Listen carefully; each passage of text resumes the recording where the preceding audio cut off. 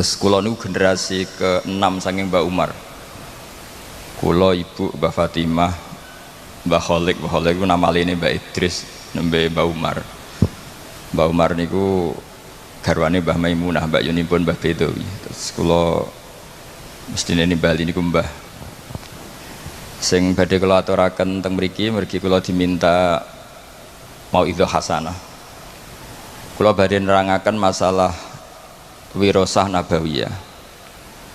Didawaken dening para ulama, setiap kata waris di Quran untuk ahlul khairi, maka maknanya itu wirasah ilmiah.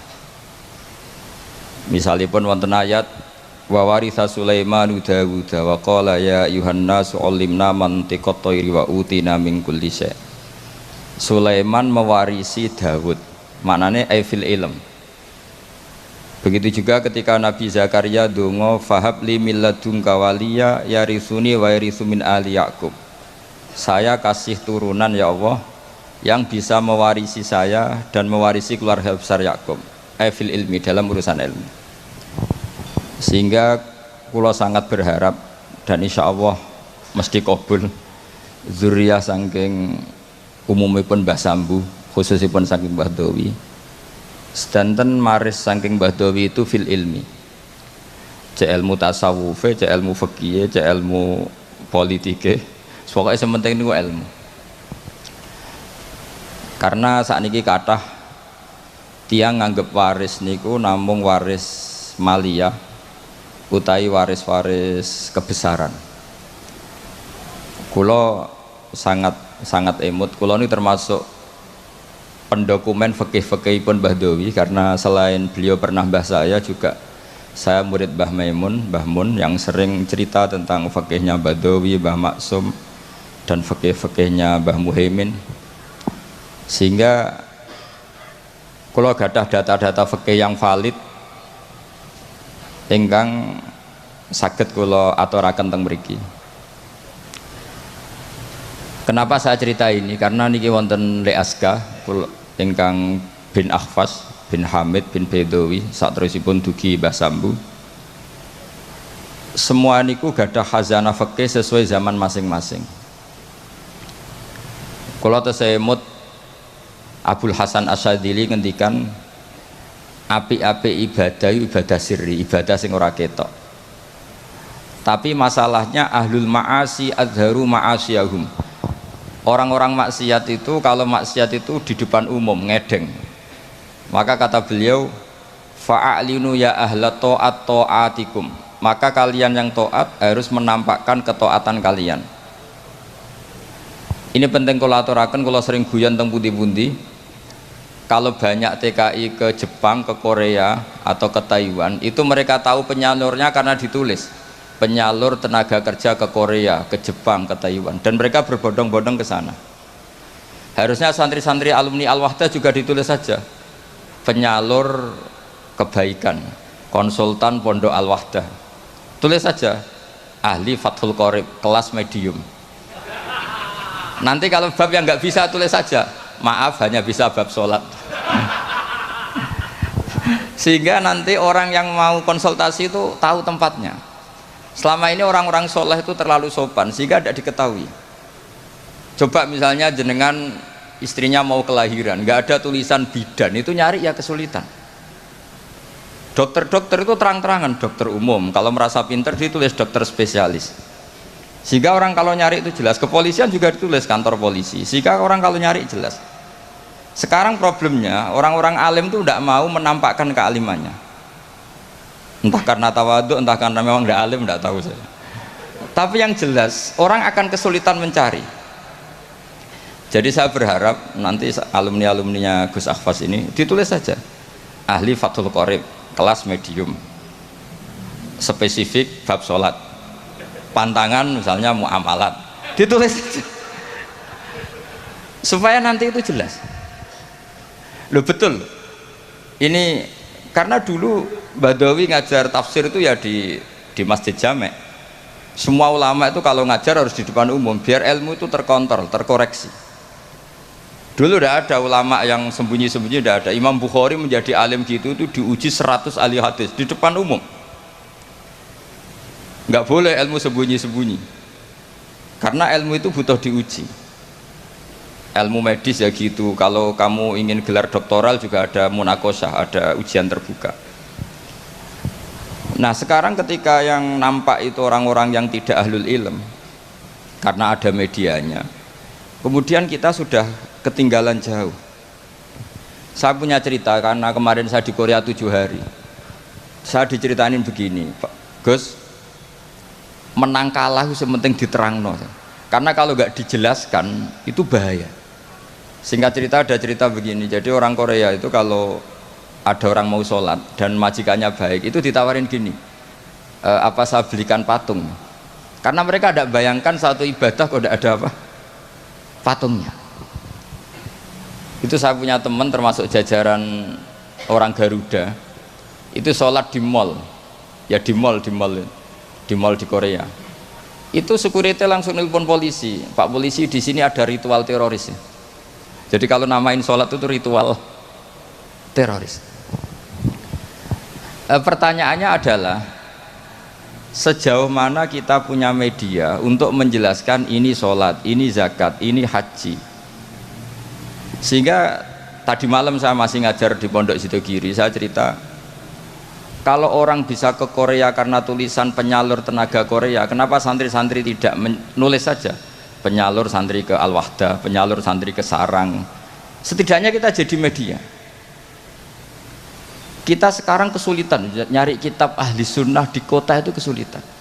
Yang ada ya kitab-kitab tahqiqan Albani, kitab-kitab kubu mereka.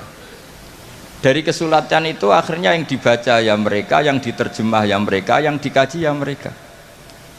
Dan ketika kita mendebat mereka, kita sudah ketinggalan zaman karena itu sudah terpatri. Misalnya masalah tahlilan, itu mereka kalau nulis begini, enak ya jadi GNU. Ada orang mati, datang, makan-makan, rokokan, pulang dapat sangu. Sehingga image-nya GNU itu buruk. GNU itu buruk.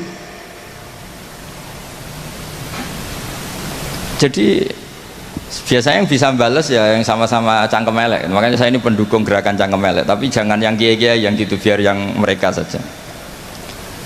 Terus mereka yang jawab nulis, kamu rela ibu kamu, mbah kamu mati terus dibuang kayak kucing, nggak ada yang doain. Karena di debat pakai logika sudah tidak bisa. Kemarin saya kedatangan tamu dari Jakarta cerita, salaman habis sholat itu ada dalilnya enggak?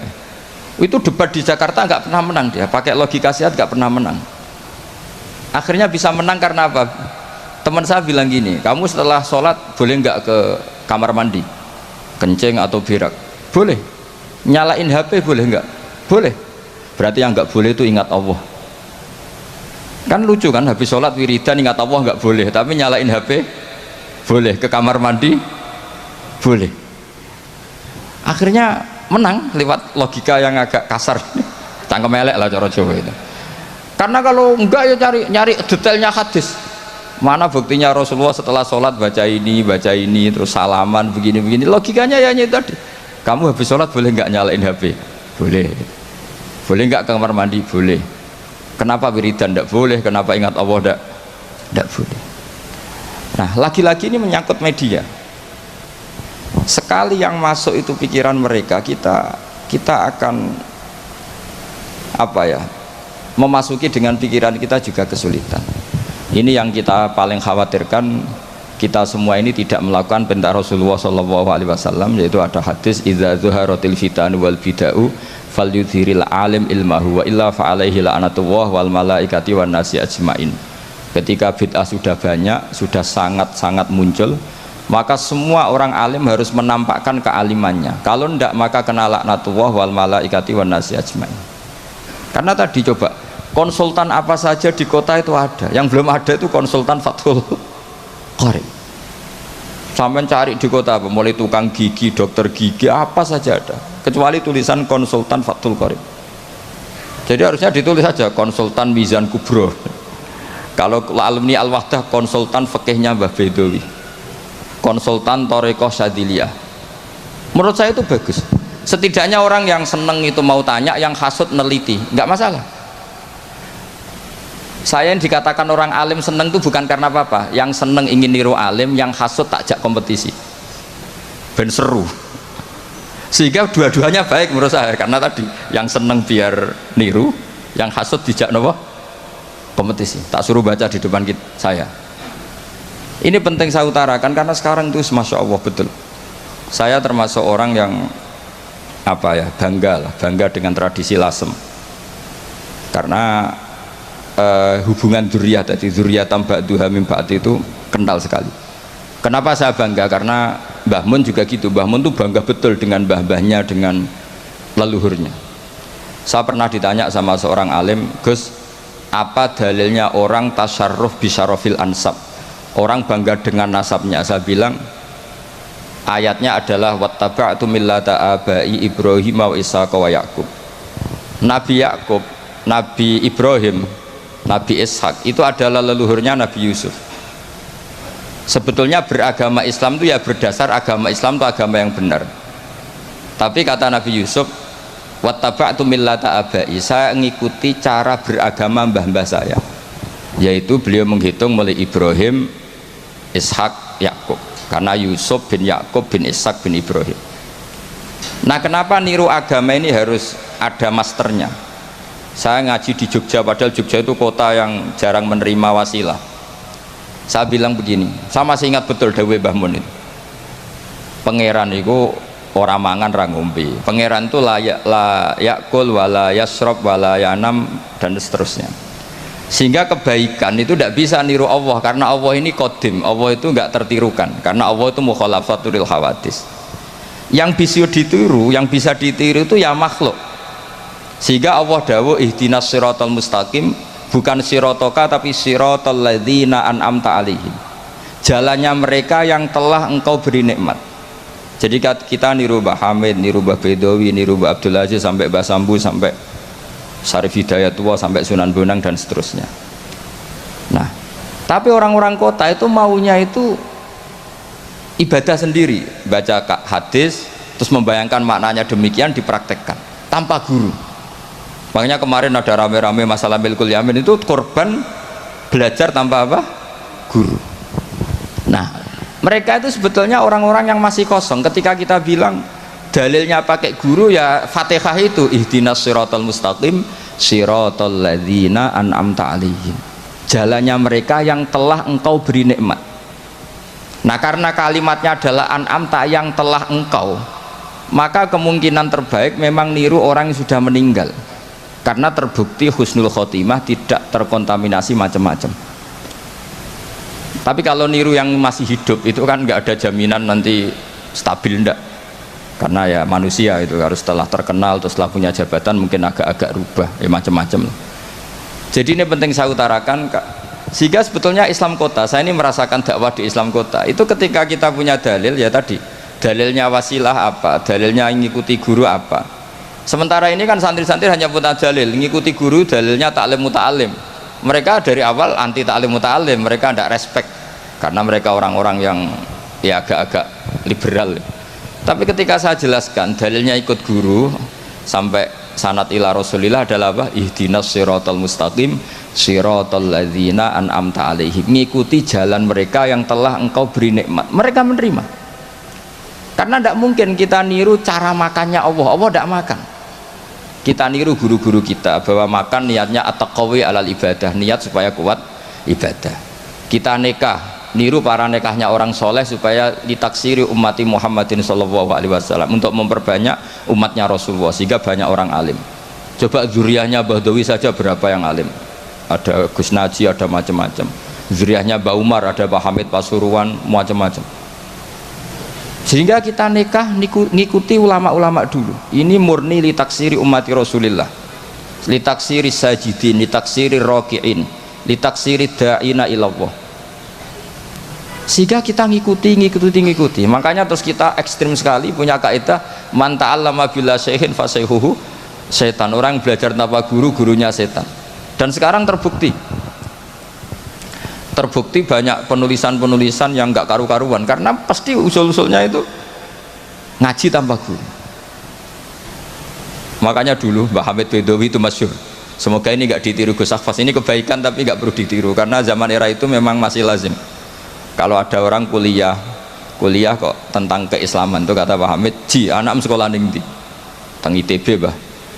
Ya sadok ning ITB paling otak-atik sekrup. Tapi nak ning kono otak-atik agama. Jadi beliau itu lucu. Jadi kalau orang nasional itu malah beliau seneng kalau kuliah di listrik, di mesin karena yang di otak-atik hanya sekrup gitu. Tapi kalau orang-orang kebanyakan kok kuliah di yang berbau agama itu nggak boleh karena takut yang di otak-atik itu agama. Itu menurut saya satu kearifan, tapi Gus Hafaz jangan niru itu, nanti orang banyak salah paham karena eranya berbeda. Tapi itu menurut saya itu satu kearifan, betapa arifnya guru-guru kita, mbah-mbah kita. Agama ini satu kebaikan, tapi tetap saja yang ngelola harus orang-orang yang kredibel. Kalau ndak ya ndak karu-karuan. Saya ini termasuk tim tafsir. Itu paling kesulitan itu nafsirkan ayat-ayat yang menjadi jargon mereka karena secara zahir maknanya itu menguntungkan mereka. Saya ulang lagi, karena secara zahir itu maknanya menguntungkan mereka. Sehingga saya dulu ketika ditawarin jadi tim tafsir di UII, saya bilang saya mau asal fikihnya diserahkan saya. Berapa persen Pak? Ya 100%, kalau enggak saya tidak mau. Kenapa demikian? Sekarang tuh ada kelompok tekstualis, sehingga yang nggak ada di Quran ya halal. Misalnya Quran nggak mengharamkan tikus, mas, ya tikus berarti halal. Jadi yang nggak ada di Quran ya halal, kan kacau. Saya sering bilang ke mereka, nggak ada apa tidak tahu. Kalau nggak ada ya beda kalau sama dengan tidak tahu. Mereka itu kalau ngitung jumlah yang halal itu hanya pakai ayat kulla ajidu fima uhiya ilayya muharraman ala ta'imi yatamu saat terus itu. Tentu pengecualiannya hanya 3, hanya lahmal khinzir dan seterusnya, itu 3 itu tok. Tapi mereka tidak hafal bahwa di antara aturan umum Quran itu adalah wa yuharrimu alaihimul khobais, dan di antara ciri utama Rasulullah Muhammad adalah mengharamkan semua yang menjijikkan. Jadi tikus itu kira-kira kamu jijik enggak, kotoran manusia jijik enggak, kencing manusia itu jijik enggak, ini sesuatu yang pasti haram karena termasuk apa? Al khobais. Terus begini contoh dalam fikih lagi. Ini contoh terakhir, teman tenang saja. Di sini karena saya dipesan sambil nunggu Habib Anis ini. Orang menikahi mbaknya sekaligus nikahi adiknya kan tidak boleh. Al jam'u bainal ukhtain. Jadi istri kamu pertama mbaknya sekaligus nikahi adiknya fi nikahin wahid, dalam nikah satu itu tidak boleh. Dan itu Quran hanya membicarakan itu, wa antajma'u bainal ukhtaini. Di antara yang dilarang adalah menikahi mbak sama adiknya bersamaan. Andekan itu diterjemah bebas, maka terus nanti ada ayat di berikutnya, wa ukhilla lakum ma wara'a dzalikum, selain itu halal semua. Kan nggak kebayang misalnya orang menikahi perempuan dan budenya, orang menikahi perempuan dan mbahnya, dengan alasan itu di Quran tidak ada. Maka saya berkali-kali bilang saya mau ikut tim tafsir asal fikihnya saya. Akhirnya ya saya terjemah wa antasma'u bainal ukhtain, dan tidak boleh mengumpulkan mbak dan adiknya. Saya tambahi sendiri dalam kurung juga perempuan dan budenya, juga perempuan dan bulenya, juga perempuan dan mbahnya, atau semua perempuan yang punya hubungan mahram. Harus ditambahi seperti itu. Karena dalam ilmu balaghah wa antasma'u bainal ukhtain adalah zikrul ba'di wa iradatil kul, menyebut sebagian. Jadi contoh haram adalah mengawini mbak dan adiknya. Itu hanya contoh saja, sebetulnya termasuk mengawini perempuan dan budenya, mengawini perempuan dan buliknya, perempuan dan mbahnya. Nah, cuma pikirannya Quran kan begini, yang potensi orang syahwat itu kan mbak sama adiknya, sama-sama cantik masih muda. Kan nggak kebayang misalnya Sri itu umur 17 tahun, kamu kawini bersama mbahnya yang umur 70 tahun. Maka Quran tidak perlu melarang. Ini kalau asal orang waras kan nggak kebayang nikahin cucu dan mbahnya, sehingga Quran tidak perlu melarang itu karena pasti orang waras itu tidak akan melakukan. Jadi yang diperingatkan tuh jangan nikahi mbak dan adiknya karena potensi sama-sama masih cantik. Tapi kalimat ini pun, ini penghormatan saya kepada Mbah Bedawi, pada keluarga ahlul ilmi, kalimat ini pun maknanya hanya seperti itu. Maka Rasulullah ketika ayat itu turun langsung ngendikan, ditambahi wala benal mar'ati wa ammatiha wala benal mar'ati wa kholatiha. Begitu juga nggak boleh nikahi perempuan dan buliknya, perempuan dan budinya. Terus oleh ulama fikih ditambahi lebih umum, dua perempuan yang andekan yang satu lelaki itu tidak boleh nikah, maka dua perempuan ini tidak boleh dikumpulkan tahta rajulin wahid, di bawah satu lelaki. Berarti memasukkan perempuan dan mbahnya, perempuan dan saudara rodoknya, perempuan dan saudara musoharohnya. Nah sekarang bayangkan misalnya orang hanya baca Quran, yang haram itu hanya nikahi perempuan dan adiknya atau perempuan dan mbaknya, wa antasma'u binal ukhtain. Tapi kalau perempuan cantik, budenya cantik, nggak apa-apa lah bersamaan, kan tidak ada di Quran. Itu bisa celaka kalau seperti itu. Dan makanya saya berharap Pondok Al-Wahdah mengkader gimana supaya semua mufassir itu faqih.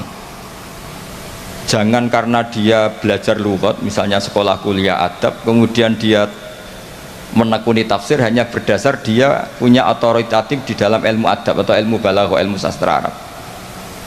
Itu bahaya betul. Makanya saya ini kampanye sebesar-besarnya supaya penafsir Quran itu syarat utamanya itu tahu fikih. Karena yang pokok dalam Quran itu fikih. Tanpa fikih itu tidak bisa. Saya punya sekian contoh. Dulu Imam Syafi'i mengatakan begini, orang yang tayamum karena nggak ada air, syaratnya itu tolabul ma', mencari-cari air. Setelah mencari-cari baru boleh tayamum kalau ternyata nggak ada air. Ketika ditanya mat dalil ala dalik, lalu dalilnya apa? Imam Syafi'i jawab falam tajidu ma'an, kemudian mereka tidak menemukan air. Terus kata beliau, la yuqalu liman lam yatlub lam yajid. Dalam bahasa tidak mungkin orang yang tidak pernah mencari kemudian dikatakan tidak menemukan. Di mana-mana tidak menemukan itu setelah mencari. Jadi semudah itu kalau orang alim menafsirkan Quran. La yuqalu liman lam yatlub lam yajid. Nggak mungkin orang yang nggak pernah nyari kemudian dikatakan tidak menemukan. Maka syarat tayamum li faqdil ma', tayamum karena nggak ada air, syaratnya pertama adalah mencari-cari air. Baru setelah nggak ketemu boleh tayamum. Idla yuqalu liman lam yatlub lam yajid. Karena tidak mungkin secara bahasa kalau bagi yang nggak mencari dikatakan lam yajid. Masya Allah wasallam Habib Anis. Jadi ini sesuai perjanjian karena sambil nunggu Habib Anis. Jadi ini saya tambahin paling 5 menit lagi. Monggo ahlan wasallam. Jadi saya mohon sekali sama muhibbin-muhibbinya Mbah Dowi, Mbah Hamid, Gus Akhfas, Gus Zaki, tolonglah maklumatkan bahwa kalian semua adalah hamalatul wahyi, warasatun nubuwah. Sehingga ini penting sekali karena tanpa itu tidak diketahui. Diketahui itu penting sekali. Gak apa-apa, sampai tulis saja alumni-alumni Al-Wahdah, konsultan Fathul Qorib, tulis saja. Misalnya kalau di Plang Malu, ya tulis di WA atau di status ahli Fathul Qorib. Nanti yang seneng ya ngaji, yang hasud bully, gak apa-apa. Yang penting menjadi maklum bahwa kitab ini masih hidup, pecintanya masih banyak. Saya punya pondok di Sragen itu pernah ditanya, Gus kenapa namanya pondok Fathul Qorib? Sekarang bilang ahli sunnah wal jamaah itu kadang beda dengan kita cara ahli sunnah wal jamaah. Mau bilang Islam Nusantara nanti kalau ditanya sataf tariku umati begini-begini, tidak ada yang termasuk Islam Nusantara, malah bingung lagi saya. Tapi kalau Fathul Qorib itu mesti orangnya ahli sunnah wal jamaah karena khas. Saya di Sragen punya pondok 2, yang satu tak namai Fathul Qorib, yang satu tak namai Aqidatul Awam, karena itu khasnya pesantren. Karena kalau dinamain pondok Imam Bukhari, sekarang banyak orang nggak berani baca Imam Bukhari karena orang Wahabi kalau dalil ya pakai hadis sahih Bukhari lah. Pengapesan orang NU itu hadis sahih. Jadi ya kasihan Imam Bukhari, sebenarnya Imam Bukhari itu tidak milik mereka. Tapi gara-gara kita tidak baca Bukhari, mereka yang baca, seakan-akan mereka yang tahu hadis sahih, kita yang tidak tahu.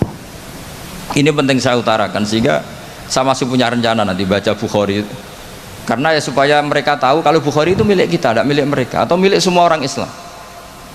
Akhirnya apa yang terjadi sekarang? Kita umatnya Rasulullah diadili oleh dawahnya Rasulullah sendiri. Saya sering ketemu mereka yang takfiri, bilang ini kafir Pak, hadisnya ini, hadisnya ini. Saya bilang gini, laukana Rasulullahi hayyan lama rodiya ayu farroko huwa wa ummati. Andaikan Nabi itu hidup, pasti tidak ridho beliau kamu pisahkan dengan umatnya.